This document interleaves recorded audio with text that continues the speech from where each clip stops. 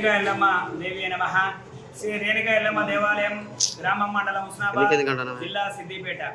ఈరోజు అనగా వైశాఖ పౌర్ణమి నుండి జ్యేష్ఠ పౌర్ణమి వరకు నెల రోజుల పాటు శ్రీ రేణుకా ఎల్లమ్మ జాతర అంగరంగ వైభవంగా జరుగుతుంది.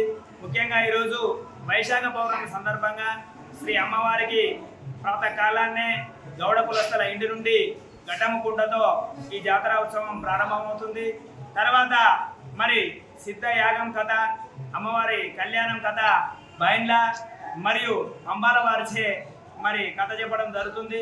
తర్వాత శ్రీ అమ్మవారికి విశేషంగా ప్రాతకాలాన్నే మరి మహాగణపతి పూజ, పుణ్యావాచనం మరియు శ్రీ అమ్మవారి దివ్య కళ్యాణ మహోత్సవం కూడా మరి విశేషంగా జరుగుతుంది.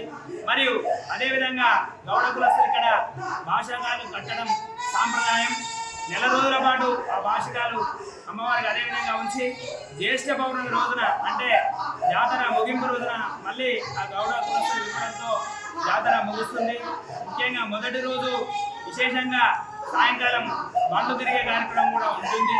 ప్రతి ఆది, మంగళ, శుక్రవారాలలో భక్తులు పెద్ద ఎత్తున అమ్మవారిని దర్శించుకొని ప్రతి ఒక్క మహిళ కూడా చీరే సారే పెట్టి ఉడిబియ్యం పోయడం ఇక్కడ ఆచారము.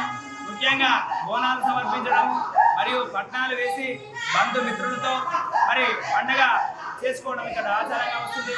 ముఖ్యంగా సంతానం కోసం సంతానం మరి అమ్మవారు ఇస్తుందనేటువంటి నమ్మకంతో ముడుపులు కట్టడం కూడా ఇక్కడ అమ్మవారి యొక్క భక్తులకు మరి అమ్మవారు అనుగ్రహిస్తూ ఉంది. కోరిన కోరికలు తీర్చే కొంగు బంగారంగా హుస్నాబాద్ అమ్మ అనుగ్రహిస్తూ ఉంది. కాబట్టి ఎటువంటి దుష్ట శక్తుల పాలిట మహాకాళికగా కోరిన కోరికలు తీర్చే కొంగు బంగారంగా హుస్నాబాద్ ఎల్లమ్మ ఉంది. ఇక్కడ భక్తుల సౌకర్యాలతో కూడా అనేక కార్యక్రమాలు చేపట్టడం జరిగింది. ఈవో గారు, చైర్మన్ గారు, ధర్మకర్త మండలి, ఆలయ అర్చక సిబ్బంది కూడా అనేక కార్యక్రమాలు చేయడం జరిగింది.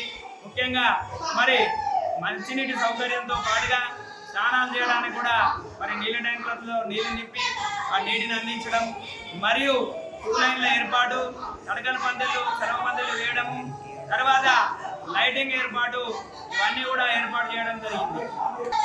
శ్రీ రేణుకా ఎల్లమ్మ హుస్నాబాద్ ఎల్లమ్మ తెలంగాణలోనే మొట్టమొదటి ఎల్లమ్మ దేవాలయంగా ప్రసిద్ధిగాంచింది. అంటే కాకతీయుల కాలం కంటే ముందు నుంచి ఉంది కాబట్టి మరి ఇక్కడ ఎల్లమ్మ చెరువు ఉంది సమీపంలో.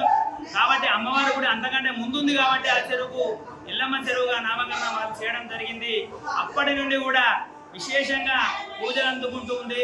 సర్వై పాపన్న కూడా అమ్మవారిని దర్శించి పూజించడం జరిగింది. తర్వాత మరి తెలంగాణలోనే మొట్టమొదటి కవి బొమ్మన పోతన కూడా అమ్మవారిని దర్శించి అమ్మవారిని కీర్తించడం కూడా జరిగింది. ప్రతి సంవత్సరం కూడా మరి నెల రోజుల పాటు ఉత్సవాలు ఇక్కడ అత్యంత వైభవపేతంగా జరుగుతున్నాయి.